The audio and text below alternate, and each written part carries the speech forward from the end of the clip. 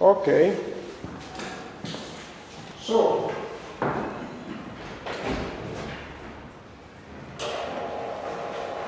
first of all, as you know, I'm lecturing today, and then there will be a long stop. Okay, we will meet again on Monday, May 5th.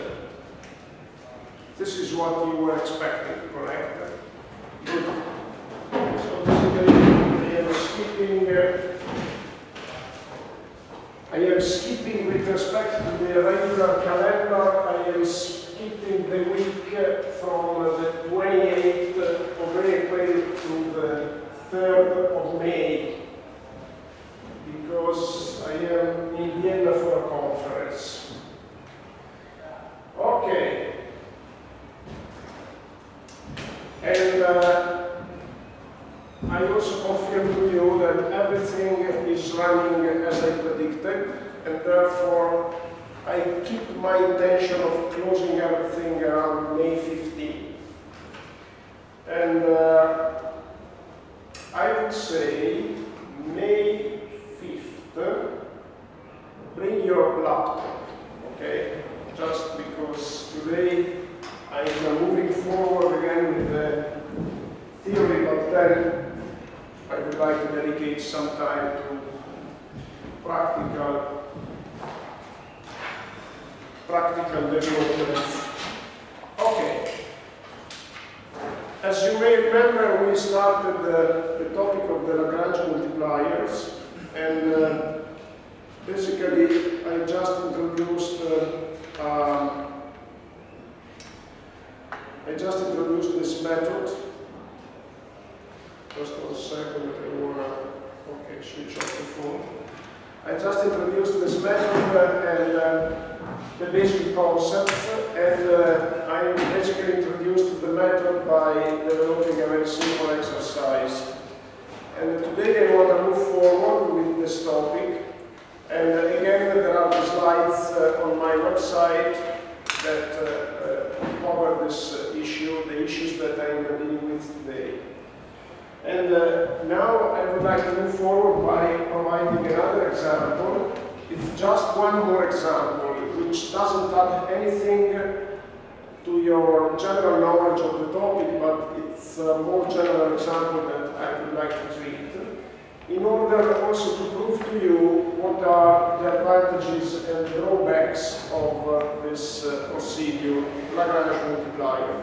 I just would like to remind you that the basic subject here is the identification of the best solution in terms of water allocation. We confined our focus on the problem of water allocation, and our task is to identify the best solution according to a generic objective function, which we assume to be an economical benefit. And I just would like to remind you once again that we are dealing now with an analytical procedure for identifying the best decision. So this is an analytical decision-making method. Okay. Now let me introduce a more generic objective function, which is often used in water resources management. And the objective function is, let's suppose that you have 3 water allocations, x1, x2, and x3. The objective function which I am introducing, let me call net benefit depending on xi, because it's a generic function that applies to the 3 allocations. And this is expressed in this way, and then let me write now and then I will explain to you. 1 minus e to the power of minus bi xi. Okay, first of all, this function gives you the benefit depending on the allocation xi, and therefore you find xi in the exponent here. And this is a very generic function. Here, a and b are parameters. E is just the sign of the exponential function, And what is the shape of this objective function? Why is this objective function useful in the context of water resources management? Let me make a diagram of this objective function, which, again, it refers to an individual allocation. Afterwards, I will compute the pool benefit for all the three allocations. But for now, it just refers to one allocation. So the allocation is generic, xi here, and the net benefit is displayed on the y-axis and the xi. So what's the shape of this objective function, of this benefit function? First of all, it passes from hydrology, because you see that if xi is equal to 0, then here you have e to the power of sums of 0, which is 1, and then 1 minus 1 is 0. So the objective function passes from the origin. And then what happens if xi tends to infinity? If xi tends to infinity, this exponential tends to 0 because it's a negative exponential, and therefore the net benefit tends to ai. So here, if we display ai on the y-axis, we have an objective function that asymptotically tends to ai. And the rate of convergence of the net benefit function to ai is regulated by the parameter b. Basically, with high b values, you have a more rapid convergence to the asymptotical value. Why is this objective function representative in water resources management? Because it often happens the case in water resources management that you get a zero benefit with zero allocation. And then, for increasing allocation, you increase the benefit. But at a certain stage, you reach a limiting benefit. Meaning that once that the user is happy with the water allocation, even if you provide more water, the user doesn't get an increased benefit because there is a limit in the benefit. Let's talk, for instance, let's think at a farmer. A farmer has a given surface of field to cultivate and of course needs water for irrigation. But once that you have given to the farmer all the necessary water, even if you give more water, he cannot increase the extension of the cultivation because the field is limited. So there is a limiting benefit. And once that you gave enough water to reach this limiting benefit, then even if you allocate more water, you don't provide any more benefit. So the shape of the subjective function is interesting for this because it reflects a situation where for increasing allocation you have increasing benefit, but the gradient of the benefit for increasing water allocation decreases. And of course you may say that the asymptotical behavior is not really realistic because if there is a limit in the benefit, this limit shouldn't be asymptotical. But the asymptotical behavior is motivated by the fact that this function expressed in this way is very easily tractable from a mathematical point of view. And we will see that indeed it is. What does it mean tractable? And here I am introducing one of the drawbacks of the analytical solution. Maybe that I already mentioned this drawback to you. Tractable means that it can be derived. The derivative, derived I don't think it's correct. The derivative can be easily computed analytically. And this is very useful if you use the Lagrange multipliers because you already know that the method is based on equating to zero the derivatives of the benefit function, or Lagrange, which is some more than the benefit. And therefore, to be able to compute the derivative of the benefit function with respect to the allocation, to be able to compute it analytically is an advantage. So basically this is a function that is tractable in mathematical terms, and it's also a representative of various equations. Of course, if you want to sum, again, the comprehensive benefit for the three users, you just have to sum this. So basically, you can say, if you consider the three users, then MDX, where X is now the decision plan, is equal to the sum from I equal 1 to 3 of the benefit function that I explained before. AI, which multiplies 1 minus exponential of minus BI xi. This is the overall benefit.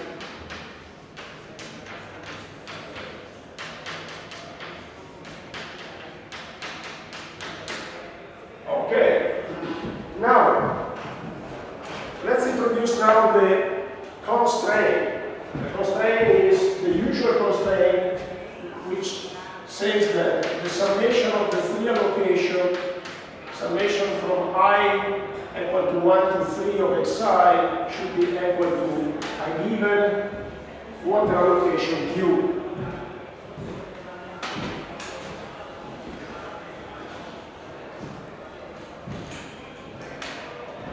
And then the Lagrangian can be written as Lx lambda, just as the sum of the benefit function.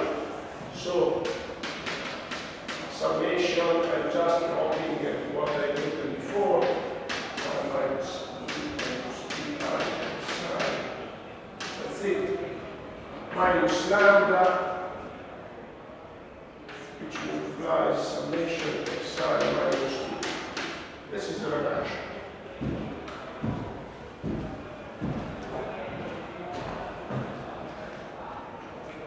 Good.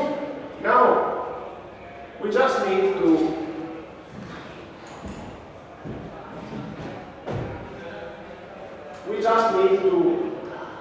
take the derivatives of this Lagrangian to find the best solution. I just would like to make a couple of steps forward to prove to you that this function is easily tractable, and to show to you that the solution in this case can be derived even by keeping the parameter values in generic form, without giving precise values, assigned values to the parameters.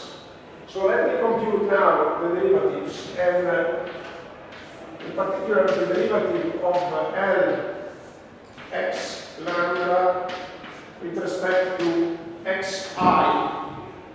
We have three derivatives that can be computed, but they are similar. They can be written by using just one relationship with a variable index, with a variable I. I just would like to remind you that this x is capital X, so it's the decision plan.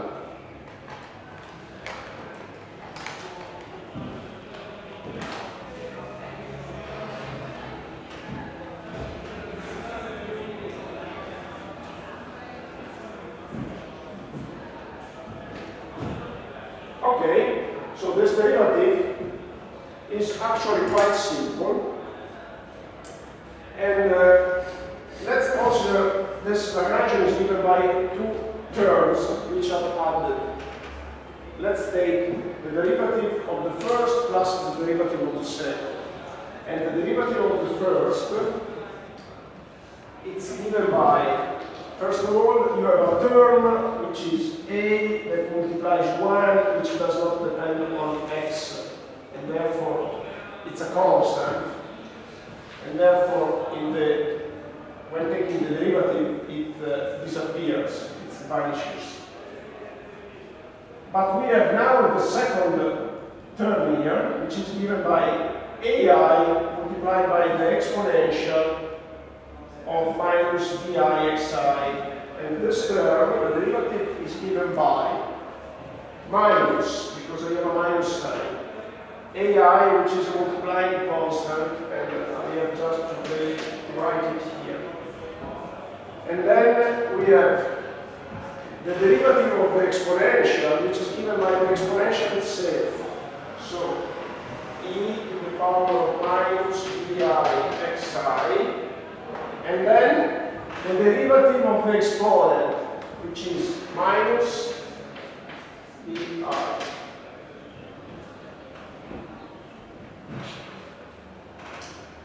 And then here you have a minus second term, lambda. That's it. Because when you take the derivative with respect to xi,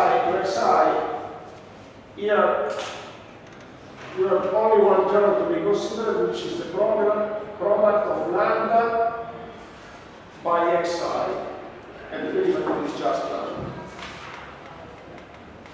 Okay, so I can write this derivative in a similar way, in this way. ai di e to the power of minus bi xi minus lambda.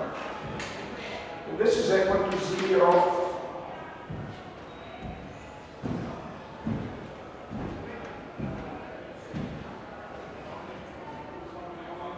And you can see from this relationship, I hope it's clear, the derivative that I computed. From this relationship, you can easily derive xi. Let me do that.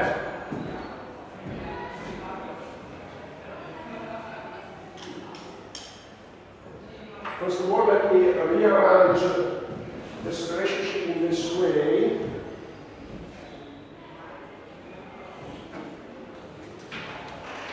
E to the power of minus bi xi is equal to lambda divided by ai bi.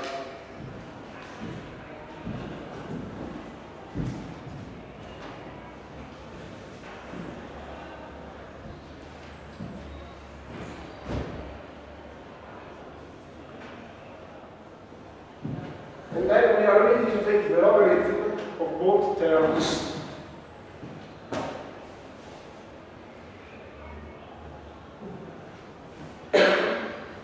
Therefore, obtaining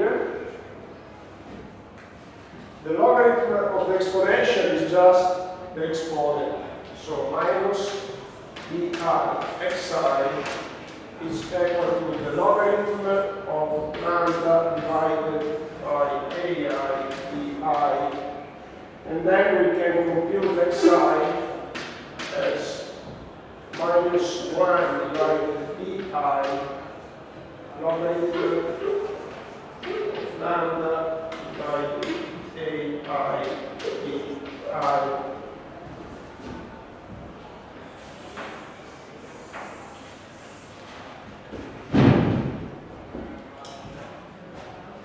Okay, this is the results I am interested in.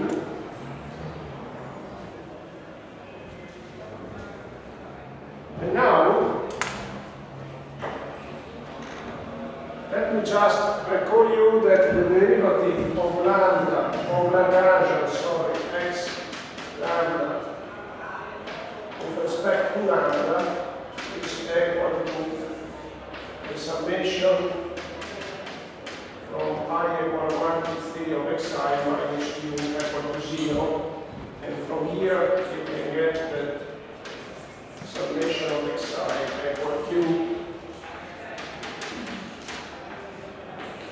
This is the second relationship I am interested in.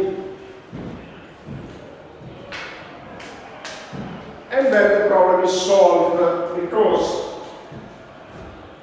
if you take the first relationship that I put in the rectangle and substitute here, you get a relationship with only one unknown, which is lambda. Keep in mind that b and a are parameters, they are numbers. I didn't specify the numbers here because I don't need that. But basically, these are numbers. So if you take this relationship and plug it into this other one, you get only one unknown, which is lambda. And then you can derive lambda, you can find the value of lambda, and then you come back here, and from the value of lambda you find the three allocations. That's it.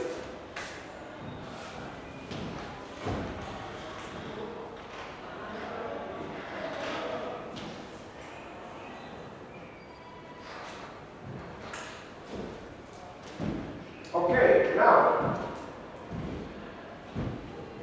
what is the reason why I wanted to make this a second example? Because this second example proves to you that the method can be applied to any form of objective function. In the exercise that I made last time, it was just a very simple numerical example, a very simple objective function. But in this case, you see the benefit function is generic, and still, by using the same procedure, you can derive the allocations depending on lambda first, and then by using the constraint, you get the lambda value, and then you get back to the numeric value of the allocations.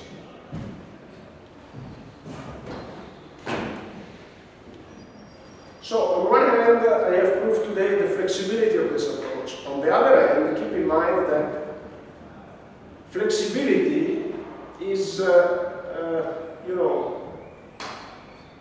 is probably a too lenient definition of this approach, because indeed the flexibility is allowed until you use a benefit function that for which you can compute the derivative analytically. So this is the first problem, the first drawback of this method. If you can compute the derivative of the benefit function analytically, then the method is fine. If you can't, then, the method becomes much more complicated. So this is the first comment that I would like to make. The method is fine. The analytical method of the Lagrange multipliers is fine, provided that you can compute analytically the derivative of the benefit function. First comment. Second comment, which is extremely important.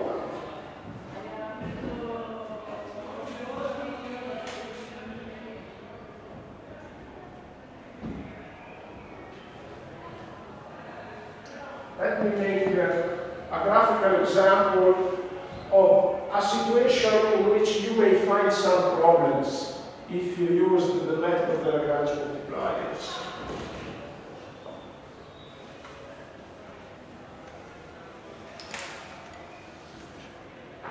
Let's suppose, in order to be able to write a simple diagram, that you have just one allocation.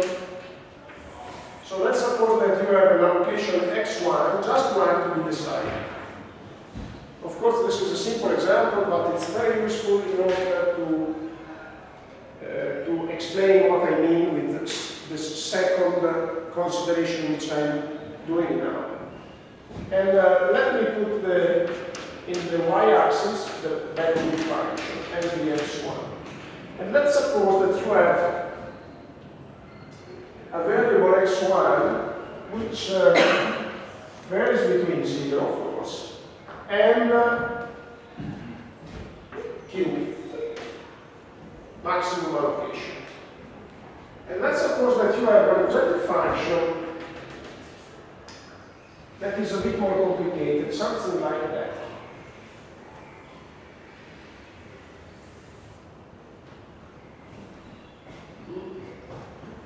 What is peculiar in this objective function? The peculiarity is that you get the maximum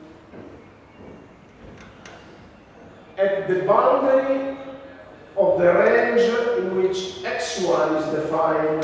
This is the peculiarity of this situation. Again, you get the maximum benefit when x1 assumes a boundary value.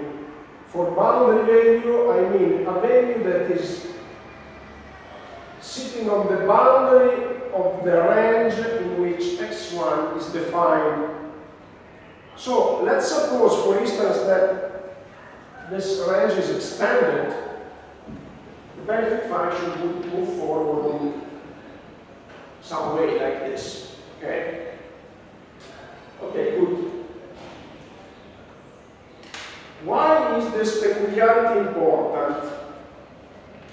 It's important because if you apply the method of the Lagrange multiplier, the method brings you to identify the optimum of the benefit, and the optimums are the maximum and the minima of the benefit. Therefore, in a situation like this, if you apply the method of the Lagrange multiplier, you would find two solutions, 1 and 2.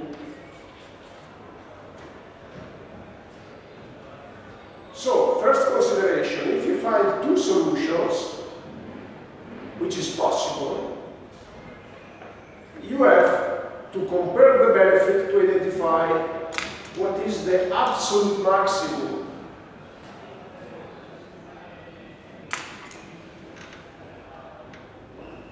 So if you solve the method of the Lagrange multiplier and find two solutions, which I say you again, it's possible in principle, then you have to compare the benefits in order to identify the best one.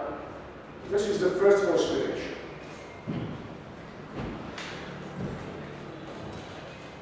Second, these two solutions that you identified do not include the best solution, the best allocation. Why is that? Because the method of the Lagrange multipliers allows you to find analytical optima, namely location where the analytical relationship reaches a maximum or a minimum.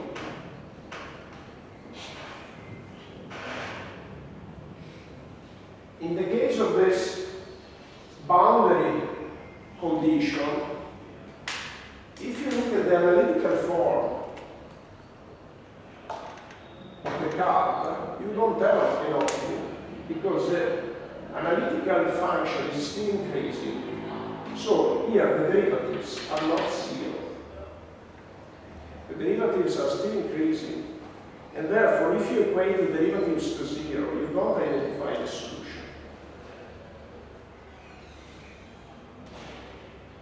So my second consideration is the method of the Lagrange multipliers doesn't allow you to identify the optima that sit on the boundary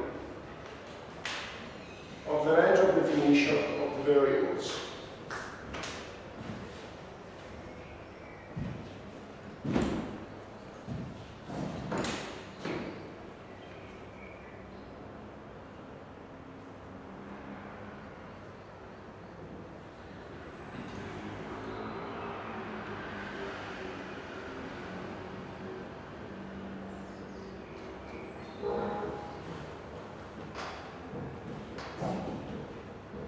And therefore, this implies that at the end of your optimization, you have to check the boundary condition. This is what we say. One needs to check the boundary conditions. What is the meaning of this sentence? The meaning is that you have to impose that the value of the allocation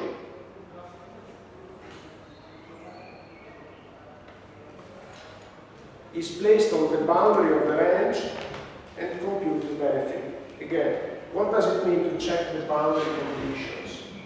You have to impose that the value of the allocation is coinciding with the boundaries of the range of the allocation itself and compute the benefit.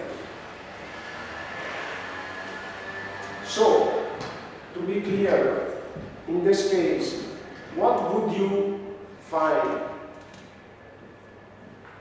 If you need that I repeat, you have to check that the value, like I said, you have to check that the value of the allocation coincides with the boundaries of the range of the allocation itself, and see what happens. Let me be clearer. In this case, what would you find?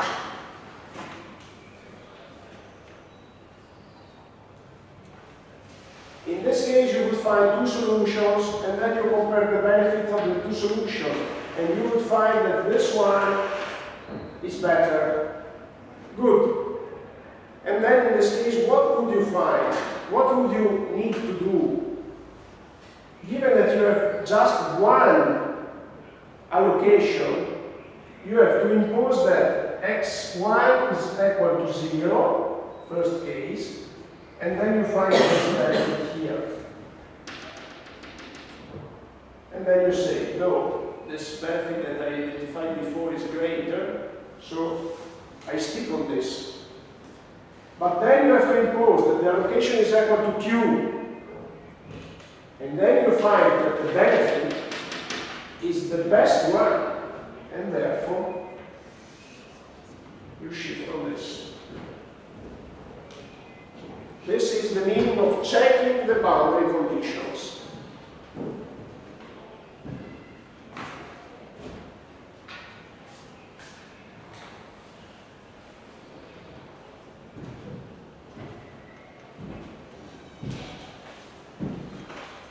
With one variable, with one allocation is clear, no problem. You see here, it's very clear. You just have to check the two solutions, the two analytical solutions, and check the two extremes. And then you keep the best benefit. This is very simple. Okay? But what happens with two variables, for instance? If you have two allocations, the situation becomes more complicated, and I explain you why. Let me draw another diagram where you have now, along the axis, the two allocations, x1 and x2. And let's suppose that you have the limit of variability for the two variables defined in this way. So x1 mean, x1 max, and the same here, x2 mean, x2 max. Okay? And then let's suppose that you have a benefit function which will depend on x1 and x2. How to check the boundary conditions? As I said, you have to impose that the variables get values that are coinciding with the extremes of the related range of definition. Okay? So let's suppose that x1 is equal to x1 minimum.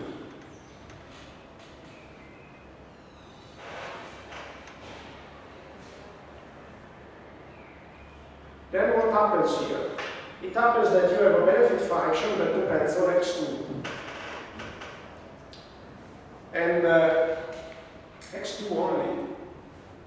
But you don't have any idea of what is the value of x2, which makes this resulting benefit function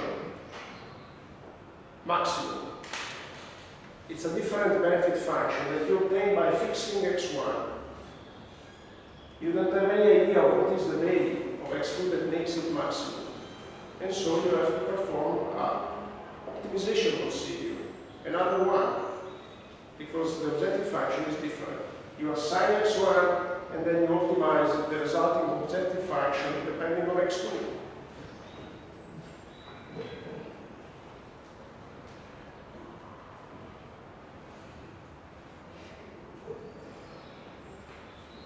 And you have to repeat this operation 4 times, because the boundaries are 4 here. 1, 2, 3, 4. With the complication that each time you have to perform another optimization. Yeah. I fix x1, we are equal to x1, okay. So what's the problem? The problem is that you obtain now a different objective function depending only on x2, because x2 is the only remaining variable. But you don't know what is the value of x2, which makes x1 the resulting objective function maximum. You have to perform a minimization. And therefore, you perform your minimization and you find the value of x2. And this is characterized by the fact that x1 is equal to its minimum. And then you pass to the maximum. And then you minimize again. And then you fix x2 and minimize x1, etc.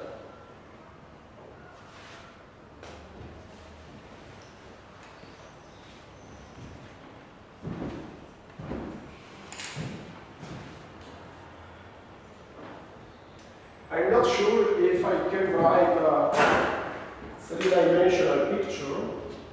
It's an interesting exercise. I can try. Not sure it is really easy, but